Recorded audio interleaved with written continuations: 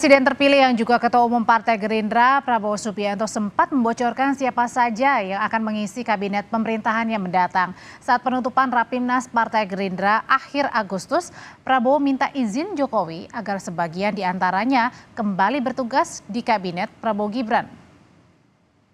Kita ini kalau diajak, ini menteri-menteri jujur ya, pada begini kan kalau diajak beliau, Pak, pada ngeri Pak, diajak Bapak keliling Pak itu. Waduh ini, nggak bisa tidur katanya. Di pesawat itu 5 jam terbang, 5 jam diskusi. Jadi itu alasan Pak, kalau Bapak ajak, mereka itu alasan. Bapak Presiden kami jemput di Merauke. Dia mau terbang duluan, nggak berani terbang sama Pak Jokowi. Akal kalian, aku sudah tahu ini. Pak maaf Pak, karena Bapak pilih orang-orang hebat, mungkin sebagian dari mereka di kabinet saya Pak nanti ini. Tapi saya sudah tahu akal kalian. Lalu tepatkah penambahan jumlah kementerian yang bakal berdampak pada membengkaknya anggaran dan apakah bertambahnya jumlah kementerian selaras dengan visi misi pemerintahan Prabowo Gibran mendatang? Kita bahas bersama Wakil Ketua Umum Partai Gerindra Habibur Rahman dan peneliti Institute of Southeast Asia Studies ISIAS Made Supriyatma. Bli Made, selamat malam. Bang Habib, malam. Selamat malam, Mbak. Ya, selamat malam. Assalamualaikum. Waalaikumsalam. Saya pertanyaan pertama mau ke Bli Made dulu. Bli Made mengutip pernyataannya dari Bang Sufmi nih, bilang bahwa penambahan jumlah kementerian di pemerintahannya Pak Prabowo ini adalah untuk mengakomodir pemenuhan janji-janji Prabowo Gibran selama masa kampanye. Pertanyaannya, penambahan jumlah kementerian benar untuk mengakomodir janji kampanye Prabowo Gibran untuk masyarakat atau untuk pemenuhan janji kepada partai politik yang masuk dalam koalisi? Ya kalau kita lihat sebenarnya dari sisi real politik ya ini kan sebenarnya akomodasi dari berbagai kekuatan politik yang akan menjadi penopang kekuasaan Presiden Prabowo nantinya gitu ya. Jadi akan menjadi besar gitu ya dan menyesuaikan gitu. Dicarikan pos-posnya, kemudian ada tawar-menawar siapa yang mendapat apa, kemudian kementerian strategis mana yang kementerian kelas A, kelas B, kelas C gitu ya, mana yang strategis, mana yang uangnya banyak dan lain sebagainya gitu atau mana yang simbolik aja gitu ya. Kalau kita berbicara secara realistis seperti begitu ya. Karena ini memang kalau seandainya sampai 40 atau 44 itu memang besar sekali ya. Kalau kita dalam pengalaman saya Orde Baru itu meskipun belum disebutkan ya Bli Made ya, 44 belum atau berapa nih ya? Ya, negara sebesar Amerika itu 26 yang kabinet level gitu ya, yang tidak berupa kementerian tetapi kabinet level gitu. Kementerian mungkin cuma ada beberapa gitu ya. Nah, ini akomodasi iya, tapi akomodasi sebenarnya lebih pada akomodasi apa namanya kepentingan kekuasaan dari partai-partai politik. Tidak ada yang salah sebenarnya dari itu. Ya.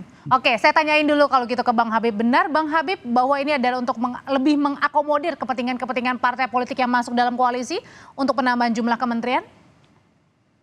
Ya, kalau kita cermati ya, persoalan ini kan kemarin dibahas di Undang-Undang Kementerian. Ya. Dalam balik kemarin, di mana semua fraksi ya dari semua partai politik menyetujui bahwa soal jumlah menteri itu akan dikembalikan kepada apa yang menurut presiden terpilih paling ideal. Ya. Jadi tujuannya itu, kita bernegara ini kan paling penting adalah bagaimana apa yang kita cita-citakan bersama bisa terwujud. Ya, kami punya visi, misi, program, ya, asta-cita dan program-program aksi kami, ya, tentu kan itu harus diimplementasi. Dan dalam konteks implementasi itu nanti Pak Prabowo lah yang akan tahu berapa jumlah menteri dan bagaimana nomenklatur kementerian yang akan dibentuk, formasinya seperti apa, berikut orang-orangnya siapa. Ya, jadi apa yang disampaikan Pak Made itu bagian dari demokrasi, mungkin bagian dari kritikan, bagian dari upaya untuk mengingatkan, nggak ada masalah ya. Tapi itu sama sekali tidak benar ya. Yang tapi mengingat karena kami, dalam rapat kemarin kan semuanya setuju tuh tadi tuh kan dan akan segera dibawa ke paripurna. Boleh nggak? Saya ngomong dulu boleh nggak? Boleh. Iya, jadi yang paling penting adalah bagi kami bagaimana mencapai ya pemenuhan janji-janji kampanye yang sudah kami sampaikan. Itu. Jadi mau berapapun jumlah kementeriannya ya orientasinya ke sana.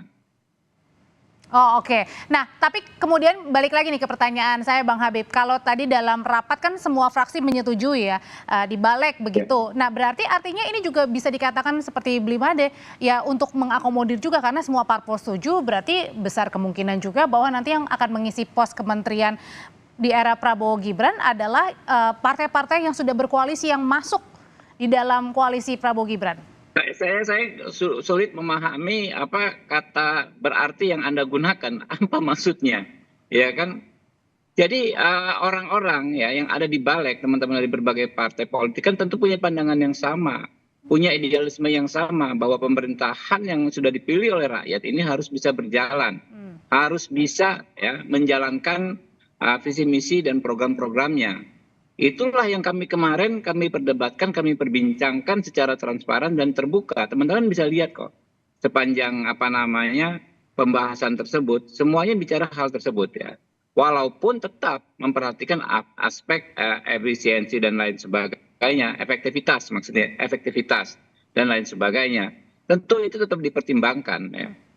Oke, balik ke Blimade. Bli di dalam revisi undang-undang kementerian atau rancangan undang-undang kementerian negara ini kan ada dalamnya menyebutkan bahwa presiden ini dapat menentukan sendiri ya jumlah kementeriannya begitu.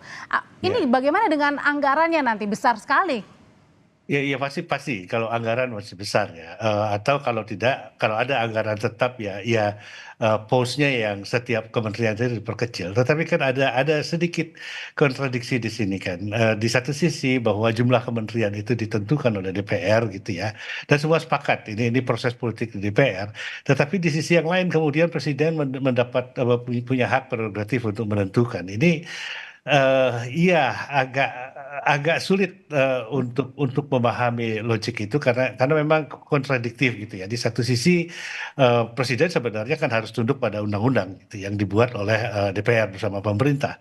Tetapi terus kemudian presiden punya prerogatif gitu ya. Jadi ini murni proses politik saya kira ya, tawar-menawar terus kemudian backroom deal gitu ya. Termasuk juga dengan belakang partai politik yang banyak sekali masuk ke koalisi. Iya, dan itu harus diakomodasi. Dan kita maklum lah sebagai pengamat, saya maklum lah bahwa ini ini adalah sebuah proses politik. Kalau mau efisiensi dan lain sebagainya itu persoalan yang lain, yang sama sekali lain. Itu kemudian tergantung pada kemampuan kita ya, kemampuan fiskal kita, terus kemudian tergantung pada tujuan yang ingin dicapai.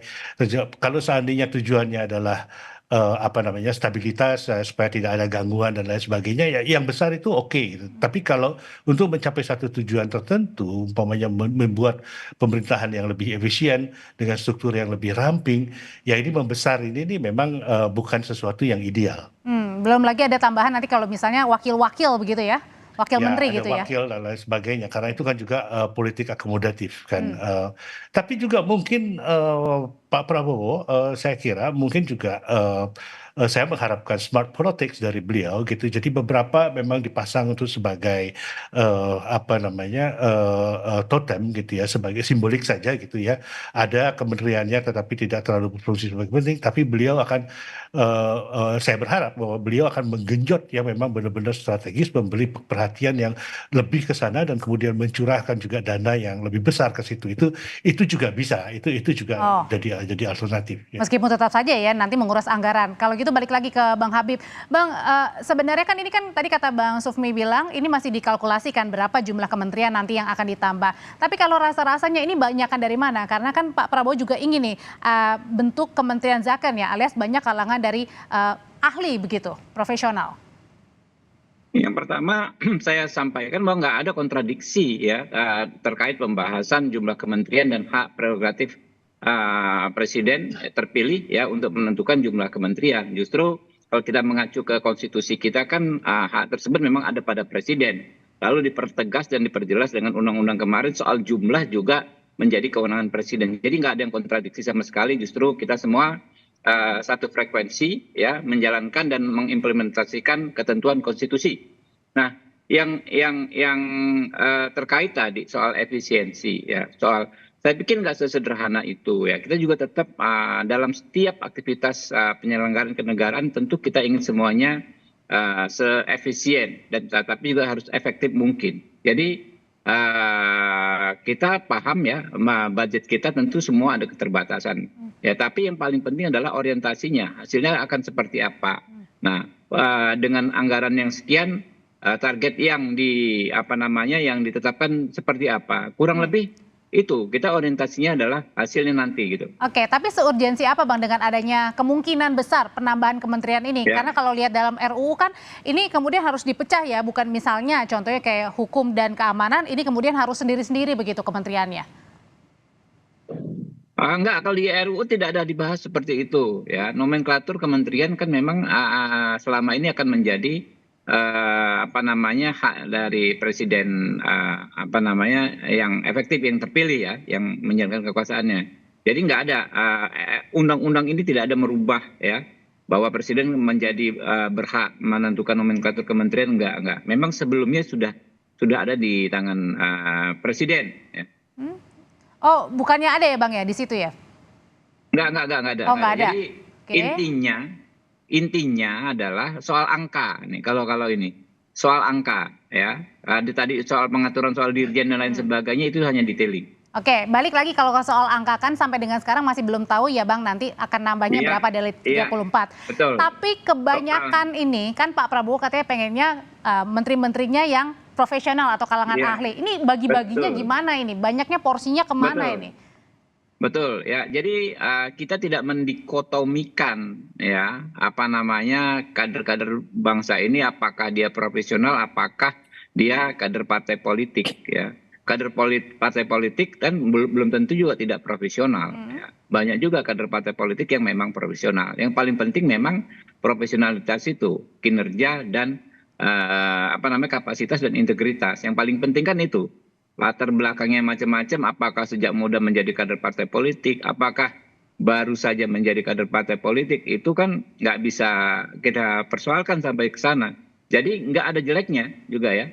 Menjadi kader partai politik itu bukan sesuatu yang negatif. Bahkan orang yang mau berkecimpung dalam dunia politik dengan menjadi kader partai politik adalah orang yang memiliki semangat juang yang lebih tinggi daripada Asal kapasitasnya orang lainnya. tepat gitu ya Bang ya. Oke. Kenapa? Ya kapasitasnya tepat ya, sesuai juga dengan kemampuan begitu. Nah, Blimade, kalau gitu dengan penambahan jumlah kementerian ini tidak tahu berapa nanti jumlah pastinya dan siapa-siapa saja namanya, akan ada jaminan nggak dengan makin banyaknya kementerian di era pemerintahan Pak Prabowo dan juga Mas Gibran, ini juga akan semakin menambah keyakinan bahwa kerja-kerja maksimal ini untuk rakyat juga akan lebih cepat begitu terserap ke masyarakat? Tidak ada jaminan untuk itu ya, karena bagaimanapun juga ini kan tergantung dari begitu banyak faktor ya, tarik menarik dan terus kemudian mengakomodasi, terus kemudian memperlihatkan siapa yang lebih kuat, kemudian menetapkan prioritas gitu ya. Ini lagi-lagi saya melihatnya dari perspektif politik ya, bukan dari segi perspektif hukum gitu ya, bahwa kalau ini politik ya kita akan melihat begitu ya, dan yang jelas presiden memiliki dan presiden akan diukur di sini sejauh mana dia punya kekuatan untuk membuat dia menjadi pemimpin yang efektif gitu ya. Oke. Pada masa pertama Presiden Jokowi itu kelihatan bahwa beliau tuh efektif betul menerima legitimasi yang kira-kira pada waktu itu walaupun menangnya tipis gitu, tapi kelihatan bulat gitu ya.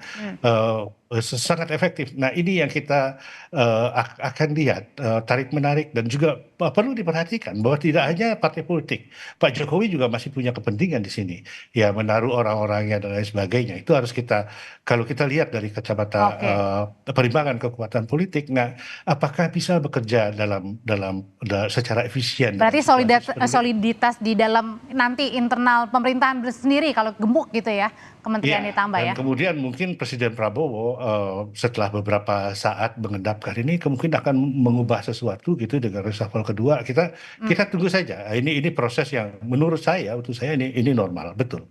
Tinggal menghitung hari lagi kita akan melihat bagaimana postur kementerian di era Presiden Prabowo Subianto dan juga Gibran Raka Buming Raka. Terima kasih Bang Habibur Rahman, terima kasih Blimade. Selamat Terima kasih, malam. selamat malam. Ya, terima kasih.